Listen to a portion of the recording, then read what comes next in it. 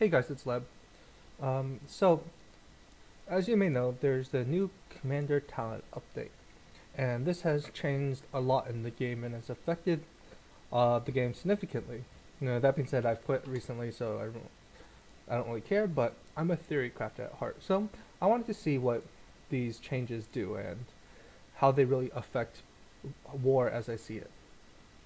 So, um, before I go into this, there's a lot of different changes in the game, and I do want to say that um, in order to condense the changes, I'm going to focus on one thing in specific. I'm going to focus on how to win wars. I mean, there's many different things that can um, you can do to win wars. Apologies, I'm not going to really answer very much chat questions unless they're super relevant because I do want to make this into an instructional video. Uh, but just for reference, I've quit for like a couple of days already, but I'm still number one in kills. All right. Anyways, back to the live stream. So the thing I want to emphasize is I'm focused on PvP wars. Like I'm going to be focused on winning the war, and in order to win a war, you need to remove all your enemy's troops. You need to drain their active RSS. You need to get reds. You're not going to win wars by like slightly wounding all your enemy troops. You're going to need to severely wound or kill your enemy troops. If they earn the flag, you're going to need to rally them off the flag. So that's what I'm going to focus on. I'm going to focus on how to win a war and what talents reflect that. Now, the first thing I want to talk about is sort of the nerf to full cavalry. Now, previously I had videos on how full cavalry is amazing. However, full cavalry has been significantly nerfed. This is because the main full cavalry skills, i.e., movement speed, is now distributed to everyone, so everyone gets the movement speed bonus, the march speed bonus. The second thing I should point out is the cavalry commander skill, which gave a 30% movement speed, has been removed. So the main full cavalry bonus of movement speed is gone, and this is very, very significant. So I'll just show you an example of how bad, how much full cavalry has been nerfed. So I'm gonna be right here, and I'm gonna go over here, and I'm gonna try gathering. All right, just to show you how fast I move. So if I was a T3 player, uh, using some T3 talent tree, like I think I have, yeah, Gaius right now is sort of like a leader talent tree. I don't recommend using Gaius as a leader, but just to show you an example of how long it takes for me to walk. So if I'm a T3 player and I have some using some mixed T3 comp that includes like the slowest troops, which would be the spearmen, it would take me a minute 48 to get here. If I use my full cavalry, this includes Minamoto's 10% movement speed, 4.5% movement speed. It takes me a minute 27. So it's really like I can catch up if they don't have too much of a lead, but full cavalry, the movement speed advantage has been reduced a lot. So before I get into this, I really want to just say that in order to take advantage of full cavalry can be taken advantage though. It requires a high spender because it does require Child Saw as the primary commander. I'll get into that later. But first, what I did beforehand and why it took me so long to start streaming is I basically went in, checked out all the different skill trees there are, so like the cavalry skill tree, the nuke skill tree. I then computed basically all the numbers in here, added them together in order to figure out sort of like how much of a boost does this give to your army, how much stronger does each skill tree give to your army, and I've put them in a Google spreadsheet, in the same spreadsheet I use for everything. So please tell me if you can't see this spreadsheet. Game window not centered. Thank you. Give me a moment. Alright, thanks. So I'm new to this whole entire XSplit thing, so not that great. Okay, so anyways, so what I did was I split this skill tree. I first took all the relevant talent trees for PvP. I don't think I did defense because defense was similar to attack, and I highly prefer attack to defense. Doing additional damage is always better than damage reduction, simply because the game is about dealing reds to your enemy and not about like slightly wounding your enemy. But anyways, so I split this into two kinds of waiting. Optimal weighting is sort of like if you're using this talent tree to the best it is, for example, full cav, how much of a percent boost to your army it is, using how many points. So, for example, with 50 points, full cav would be like 106% boost to your army. Now, this doesn't just mean your army doubles. I do include things like march speed, which I say like 1% increase in march speed is 2% increase in benefit to your army, because all in all, march speed is still important. If you don't have the march speed, uh, you're just gonna be crushed in the move speed advantage. The reason why I say Calv is nerfed is because the march speed has been spread out to infantry and archer also. So if someone's going full infantry or someone's going full archer, they will have that march speed bonus. In addition, even mixed troops have their march speed bonus. Full leader has some great march speed bonuses too. So everyone's kind of on a somewhat even playing field for march speed. Certainly infantry is still slower than cavalry, but the main reason why full cav was so good was because you have T4 cav catching up to T3 or T2 mixed people and just crush them, and really take advantage of the tier difference.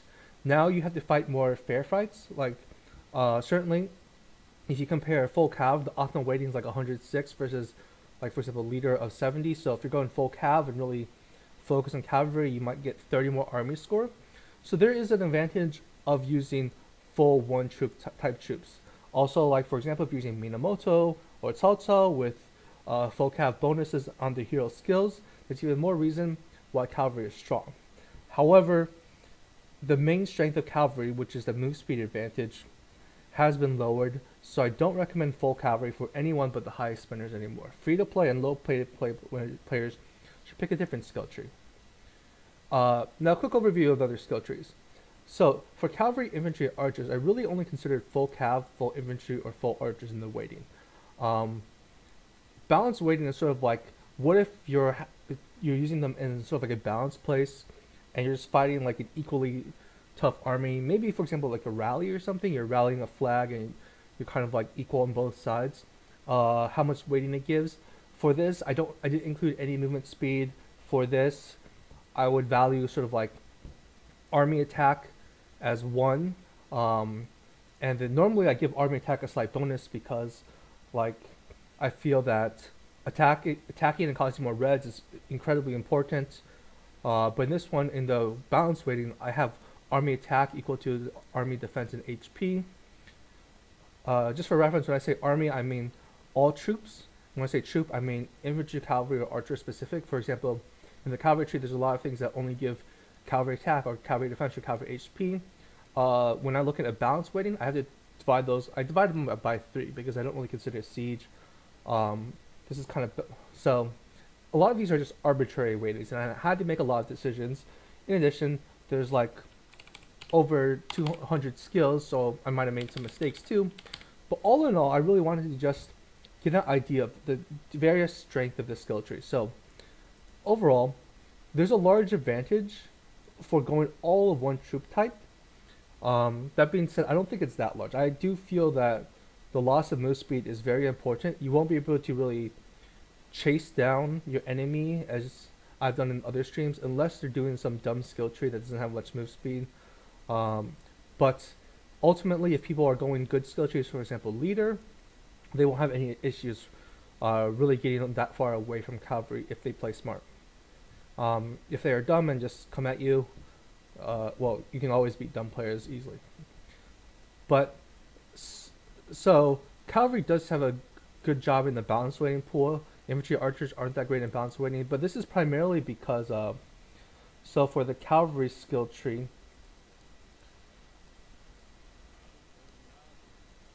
for the cavalry skill tree, the this skill applies. This skill applies even if you don't have full cavalry, and this skill also applies if you even don't have full cavalry. While for the infantry and archer skill trees, all of them basically require you to be full inf or nearly full inf in order to take advantage of infantry and archers. The next set of skill trees, I was really considered a mixed composition. So I have the sheet in the description of the stream. So the mixed composition here And this includes all 3 or 4 types of troops. Preferably, I would say you should only use infantry, archers, and cavalry, but at the same time, if you're like a T3 player, T3 siege is going to be better than using like T2 anything. Likewise, T4 siege is going to be better than using T3 anything. So this is more of a mixed player. I highly recommend mixed compositions because for mixed troops, you train four different kinds of troops each day. So it's a lot cheaper to use a mixed composition than a single troop type composition. These single troop type skill trees and compositions should only be for the highest spenders in the game. Uh, Unless you're spending thousands upon thousands of dollars, like at least $3,000. If you've spent $3,000 in the game, you can probably consider doing this kind of thing where you split your march into 3 or something, have a cavalry march, infantry march, and archer march. I highly don't recommend that because you do need to train 6 commanders for that, and that's just insane. But for a more mixed composition, you'd be looking at more of the. I was just looking at the other skill trees. Um, all in all, I would say for leader, attack, balance, and support, they're about the same. I think nuke just isn't strong enough right now. It's just not good enough right now. It's not. General just sucks. General is kind of weird because it's split between like garrison defense and city attack.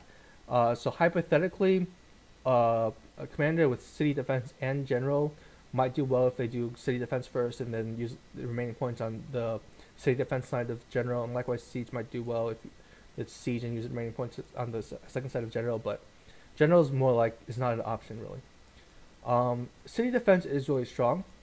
The one thing I should point out for the city defense optimal weighting is I don't include move speed in city defense optimal weighting. So this weighting is actually should be compared to the balance weighting. For example, if you're using some balance leader, the balance leader can be 36 weight. On the other hand, a city defense will be 77 weight. So if you're someone who's going to be probably taking a rally, city defense is useful. That being said, in general, most of the times, like city defense is not going to stop you from being zeroed. If you're being zeroed, that and you're AFK, city defense isn't going to do much because they're just going to be attacking you with far more troops than you can handle.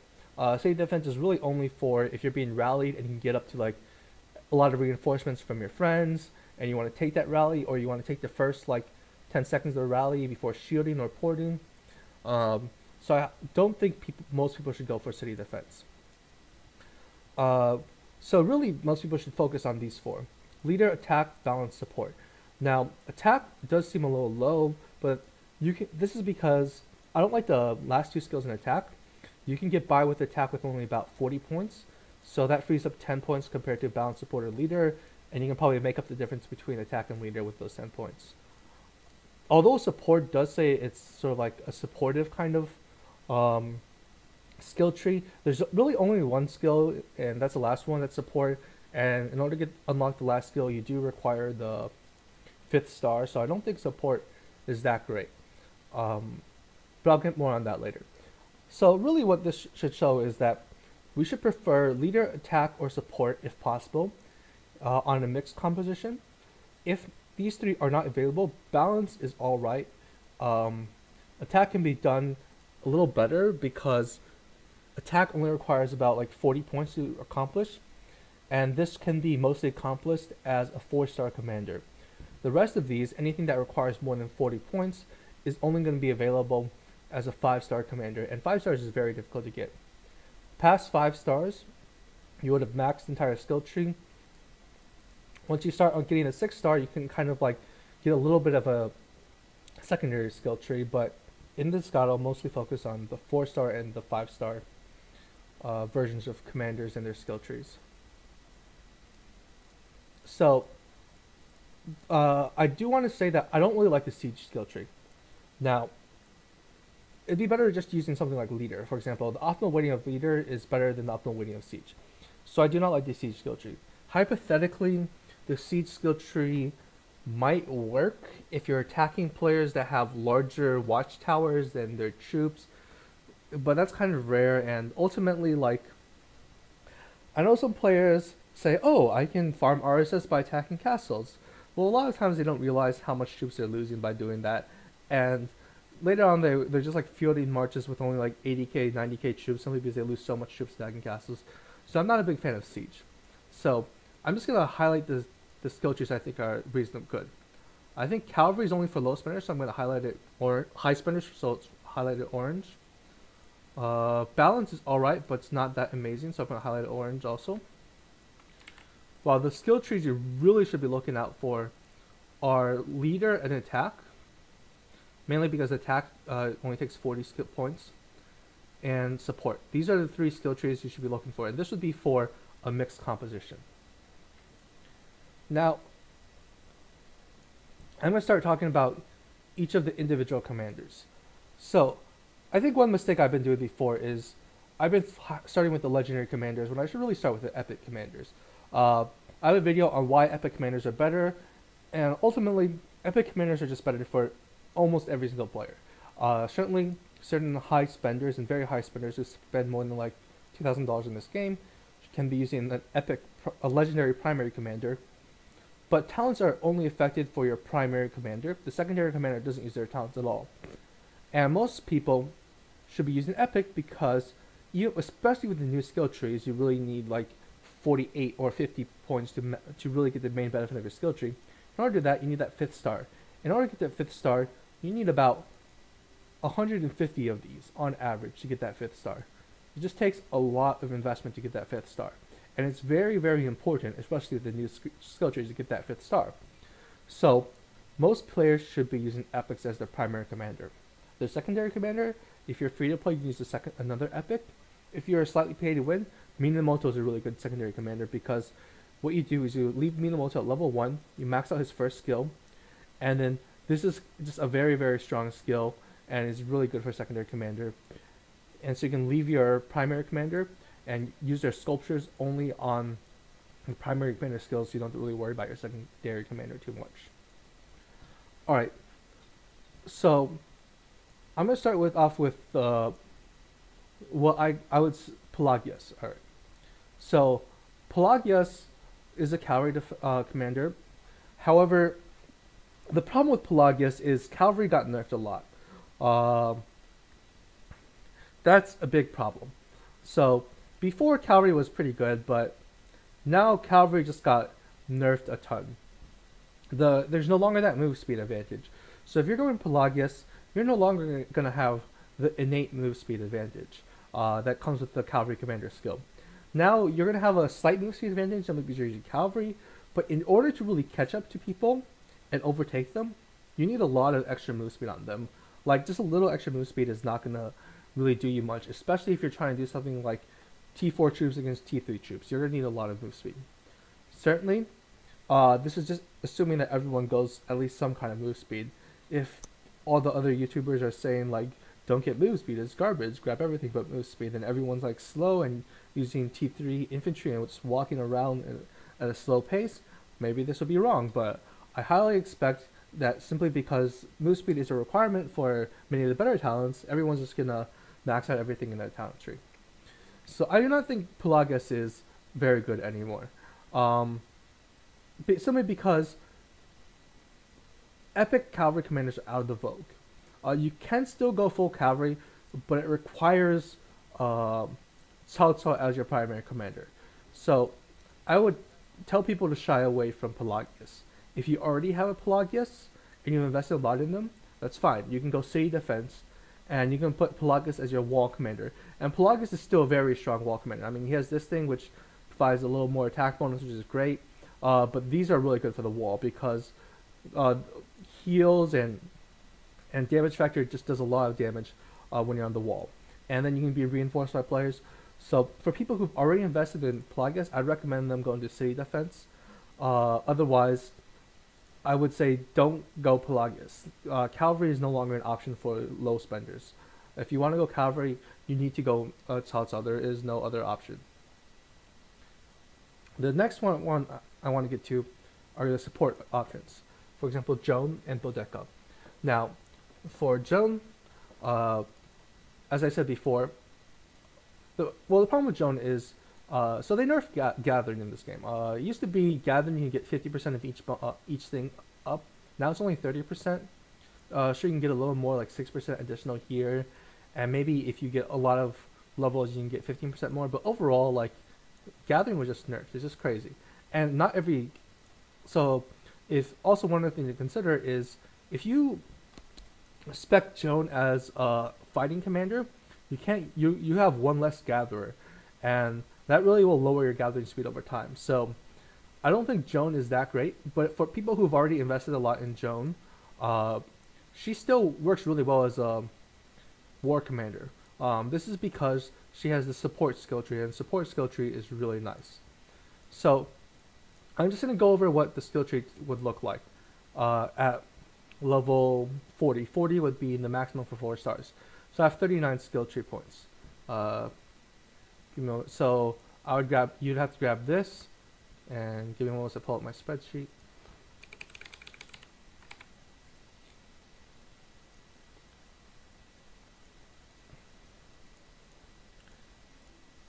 So loose formation is really good.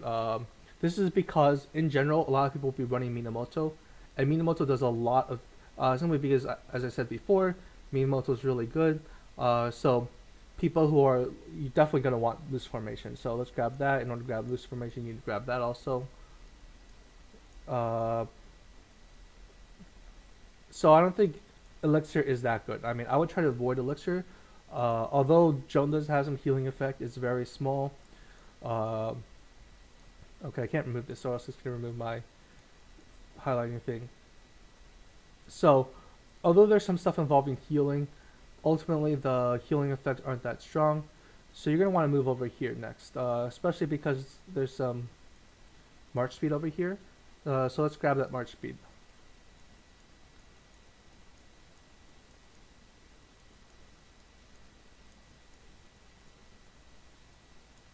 Uh, so how much points is this?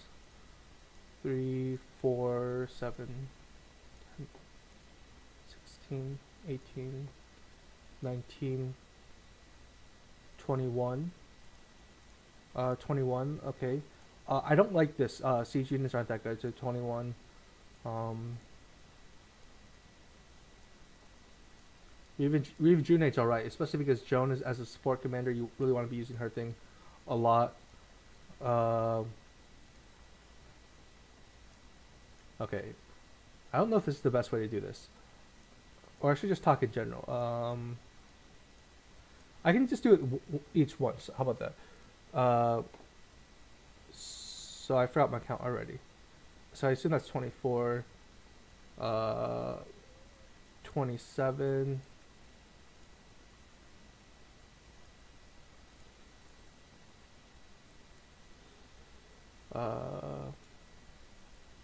Man. Okay, I don't think this is gonna work. Alright. So I think it would just be way too tedious for me to describe every single skill tree in general. Um, give me a moment. I think I have an idea how to do this. 3, 4, 8.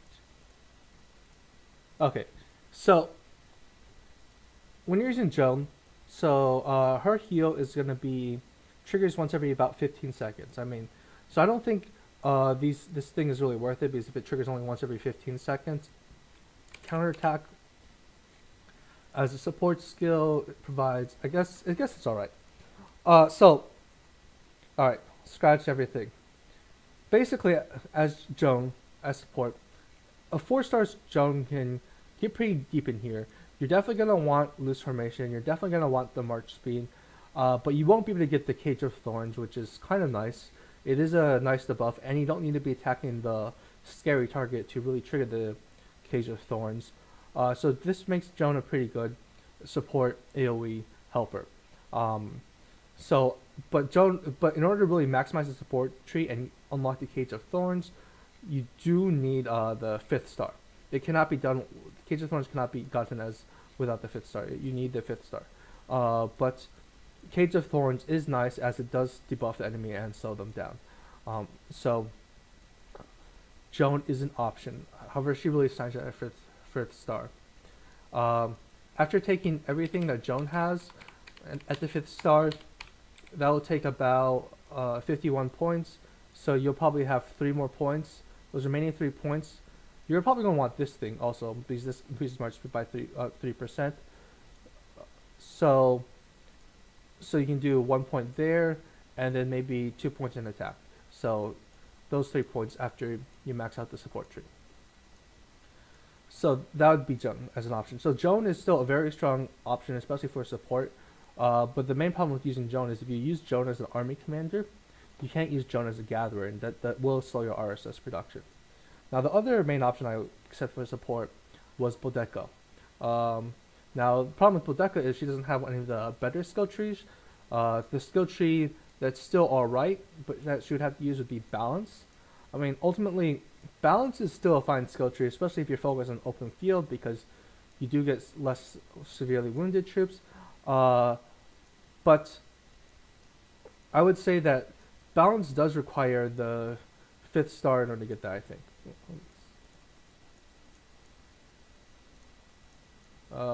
Yeah, balance does require the 5th star to unlock Ares' Blessing. So Bodeka is still an option, but again, as I said, you require the 5th star. Now, it will take a while to get the 5th star. I don't think it takes that long though, simply because epic commanders, you do get thrown a lot of purple stars. Like, I have 489 purple stars, so that's way more than enough to get that 5th star. So just because Joan and Bodeka do require the 5th star, I don't think you should shy away from them. Now, as for other epic options, so I know a lot of people talk about Scipio. I've never really been a big fan of Scipio simply because I feel like his skill set isn't very good. Like, I don't think attacking castles is a very useful skill set. This only attacks when he has 40% or less troops, and at that point you really should be running away. So I don't think Scipio is that good, and I don't really like maximum troop capacity because it doesn't work for rallies. That being said, Scipio is slightly redeemed in that he has the leader. He has the leader talent tree, which I really like. He also has attack talent tree, which is also pretty good. Now, how I would build Scipio. So I think overall having a good talent tree means that you probably have additional 10 weighting. So if I go to this tier list, add 10 weighting to Scipio, I would say he becomes close to like pretty good, like where Pelagius used to be, or Kunisaki Masae. So I think Scipio is alright now. Before he wasn't that good, but I think just because he has a good leader skill tree, which I like, he's great. Now, the way I build them is for 4 stars, before you get your 5th star, you want to go on attack. This is because in order to grab the attack skill tree, you basically grab everything, but you don't get these 2 things. I don't really like these 2 skills. For example, the last stand skill, although it looks good because it says, oh, you get maybe like 10% increased damage for the next 3 seconds, but you can't use your skills during this, and if you're slowing down your skills, it's really just going to hurt you. So I don't really think this is worth it. And Victory Charge, I don't really think this is that great because like being able to consecutively defeat people is kind of hard. So I don't really get this because I think it's very rare that you're consecutively defeating people. Certainly if you do get surrounded by like a lot of more weaker players than you, you do consecutively defeat people. But most of the times I feel it's mostly like one-on-one fights or you're surrounding the enemy. Only a few times if you're getting surrounded, I feel in those situations you really should get out of there unless you far out spend the enemy and just a lot more stronger than them. So ultimately attack is nice because you can get everything but these 2, almost everything but these 2 at 4 stars. So if I was someone who was decided to run Scipio, at 4 stars I would grab all of this, all of this, all of this, and maybe the last point would be here. So attack would be fine. But once you hit that 5th star, I think most players should probably respec into leadership. The main reason why I think leadership is a little better than attack is because leadership you do get more march speed, and I think still overall march speed is important. Attack doesn't have that much march speed, which is the problem with it. Well, leadership you do get a lot of march speed. I'll just point out the march speed you do get. You get 6% march speed here, 6% march speed here. So you do get like a bit more march speed just going leadership. Um, so I think most people should start off with attack 4 stars and leadership once they get to that 5th star. So some people, just going back, people are wondering why I don't suggest the nuker tree. The main problem with the nuker tree is I just don't. When I computed all the values of the skills and how strong they were, the nuker tree is just far weaker than other trees. Like for example, on Bodeka you have balance, which is around like 62 weight. Well, the nuker tree is only 45 weight, so the nuker tree just overall is just far weaker. Um, the biggest problem with the nuker tree is that like the rage you gain isn't that much. Like you might get like 60 rage over 10 seconds, but keep in mind in order to like trigger these active skills you need 1,000 rage. So 60 rage over 10 seconds is like nothing. That's my main beef with the nuker tree. I really don't like the nuker tree right now. I mean, some people might say, oh, what if you have some really strong nukers? Like Bodeka just isn't strong enough as a nuker to really bring out the nuker tree. Uh, for the nuker tree to really bring out, you might look at like Minamoto with his skill 5, and that's still not even enough. When I did this nuker tree, I was basing the rage off a baseline of like 50 army score from a nuke. So that would be like Minamoto or maybe Frederick. Bodek on the other hand is only like 20 army score for a nuke, and so this is actually too high for Bodek. This is actually smaller. So the nuker tree is like the garbage tree right now. So don't go nuker tree. It's garbage. I'll just highlight it red just shows how garbage it is. I also say general's garbage and siege is garbage. So, but Scipio I think is pretty good now, because of his skill tree. His skill tree, he has the leader skill tree, which I really like. The attack skill tree I also really like. As for other things, Sun Tzu doesn't have any good skill trees. That's the problem. I mean, full infantry just should not be an option for low spenders, and if you're using the epic commander, that means you're low to mid spender. Full infantry should only be used for the highest spenders in the game. City defense is an option, but keep in mind, in order to really maximize the city defense, you need the 5th star. So if you're looking for a second commander after you finish your first, Sun Tzu might be alright. Nuke, I just don't like Nuke at all. So I don't think Sun Tzu is good at all anymore.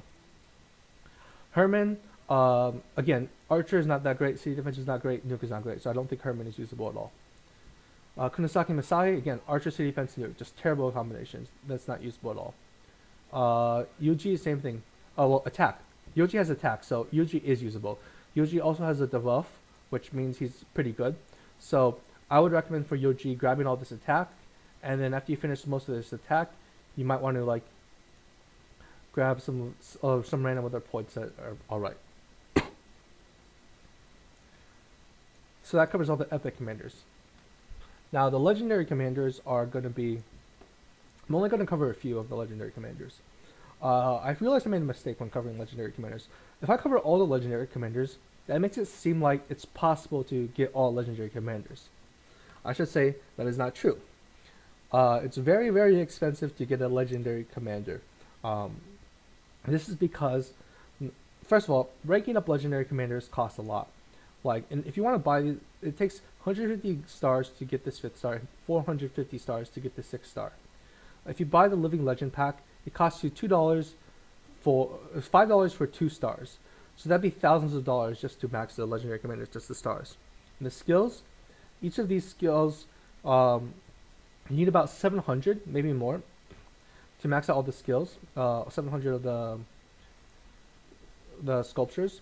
In order to get 700 sculptures, you either need to be VIP 10 and wait 700 days, getting 1 sculpture each day, or you can buy them for 2k gems each, and from the VIP shop. And let me tell you something, that's extremely expensive and will cost you thousands of dollars. So I really don't recommend legendary commanders.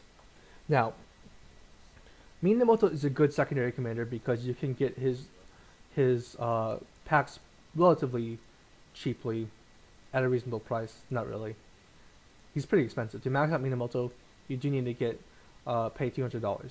But he does work as a secondary commander, and I would recommend him as a secondary commander. I do not think he should be used as a primary commander because, right, well, Cao Cao is just a better full cavalry primary commander. So, I'm only going to be covering basically. Well, there's only 4 viable legendary primary commanders. First of all, there's Minamoto. I would not recommend players who have not invested into Minamoto into investing him anymore. Uh, Salsa is just better than Minamoto right now as a primary commander due to his skill tree. But for people like me who've already invested a lot in Minamoto, uh, you're gonna want to decide whether or not you want to stay. You're probably gonna have to go full cavalry because Minamoto just doesn't have a good army skill tree, so this would require you to go full cavalry. Now that being said, full cavalry is still strong in terms of damage because you're really maximizing the full cavalry specific skills as well as the full cavalry talent tree. It does present a 30 army bonus over the non over like the leadership tree. So for Minamoto, you're gonna want to max out the full cavalry tree. Then you get 3 more points or 4 more points. You can just grab the smart speed, which is all right, and then you can just like invest the remaining points in like there. And personally, I like attack, so I'll just put those into attack. So that would be, for example, Minamoto. Cao Cao is now the premier full cavalry commander.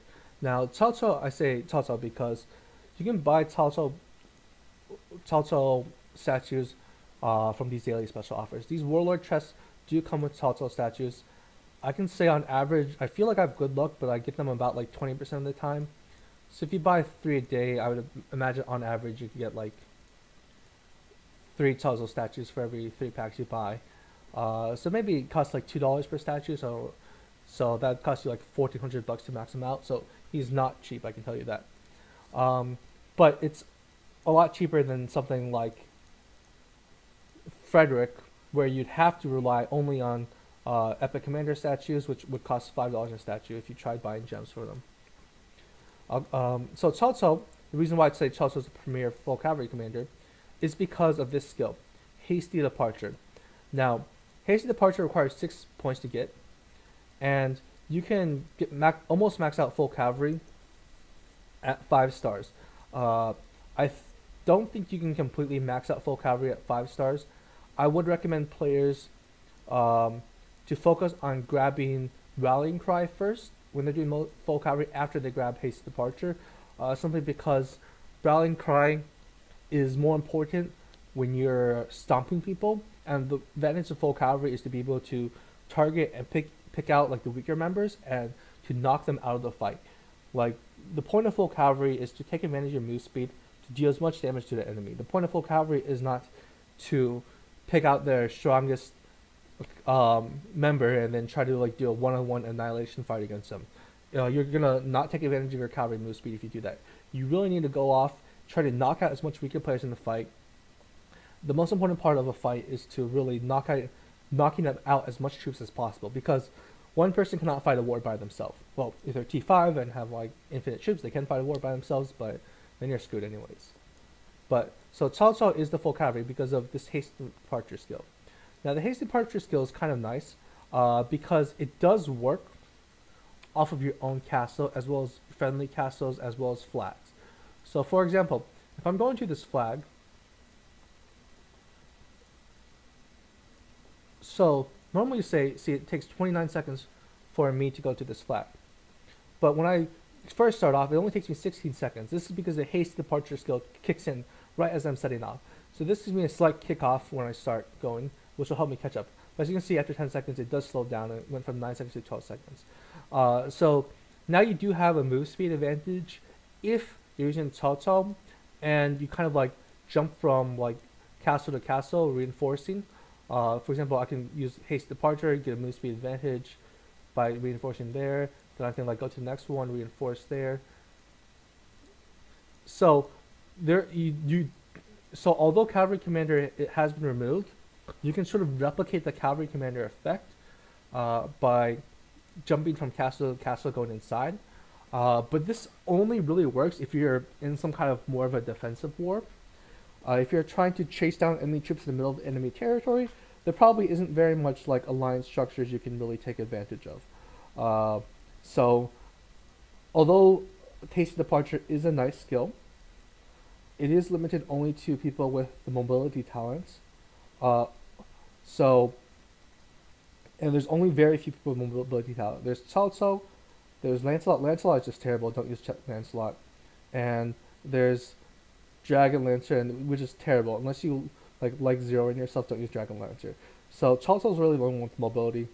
I don't like the mobility talent tree at all. Like mobility is not about decreasing your speed outside of combat. Mobility is about increasing your speed outside of combat, so um, you can really get there.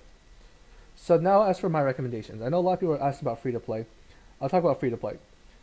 Free to play, I would say the best heroes now are probably going to be Scipio because of the nature of his leader talent tree, which is really nice. I think Joan is still strong, but the main problem with Joan is that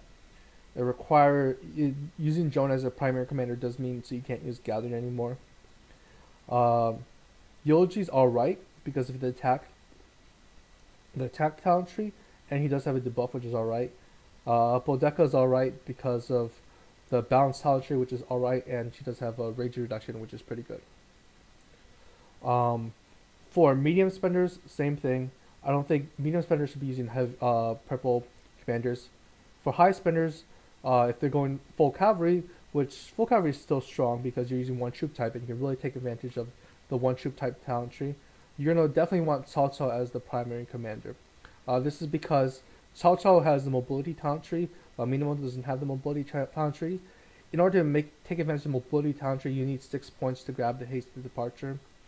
I know some people have realized that you can possibly grab additional mobility skills, but it does come at a huge cost. Once you get the 6-star though, Cao Cao will be very strong for full cav because you can grab the full cavalry tree as well as a couple of these mobility things which are great. Some people are asking about Lohar. Lohar is great. If you don't have your Lohar maxed, you don't know how to use Lohar. So here's how I use Lohar. Okay, if I'm doing Guardians, I use Lohar as a secondary commander, and my Minato is primary commander. So because like only the primary commander's levels matter. That being said, one thing people have claimed, I've quit the game so I don't really know this myself, is they claim that Barbarian Forts are a lot tougher than before. Since Barbarian Forts are a lot tougher than before, maybe Lohar might be a little better to put in because he does have like bonuses against Barbarians, so he's really very strong against Barbarian Forts. So I think it could be good to skill Lohar as a jungler and use him. That being said, I would not recommend investing the purple stars into getting that 5th star or not. I won't do that myself. Lohar is good only for doing barbarians and stuff to level other commanders. Anyways, continuing on with the legendary commanders. Caesar is really strong as a mixed commander.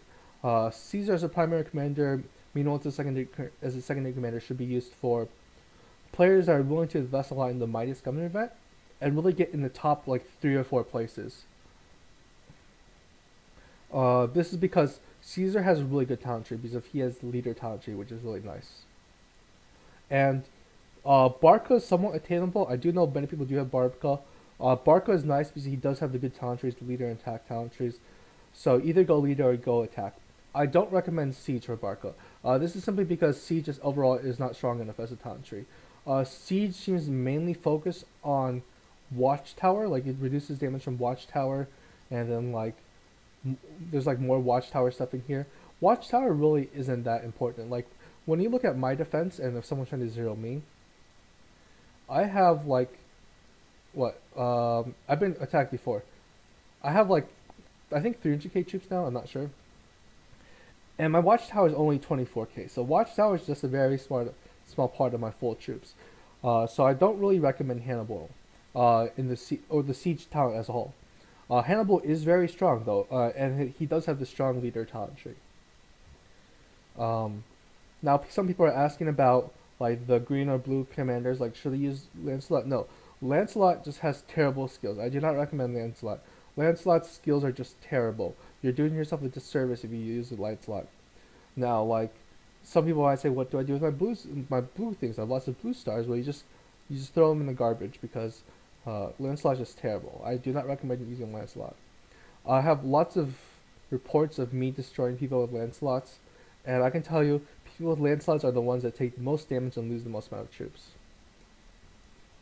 Alright, I don't feel like this stream was very structured well. I probably will want to be doing something. I will probably do a slideshow and do that more.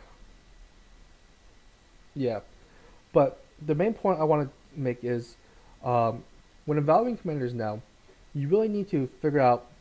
You really need to grab like the important talent trees. This would be leadership, attack, and support. These are the good talent trees. Balance is still acceptable. I do not recommend infantry. I do not recommend archers. Some of these are way out of your price range. Cavalry is okay for high spenders, but only should be used for high spenders. If you're someone who's already made a lot of cavalry, you really gotten over the spending gap. So for someone like me, who has a ton of cavalry, um, I think full cavalry is still the strongest thing you can do. But this is from the perspective of players who have not made full cavalry yet. I will I will be doing the different video. I don't think I really like how this stream turned out.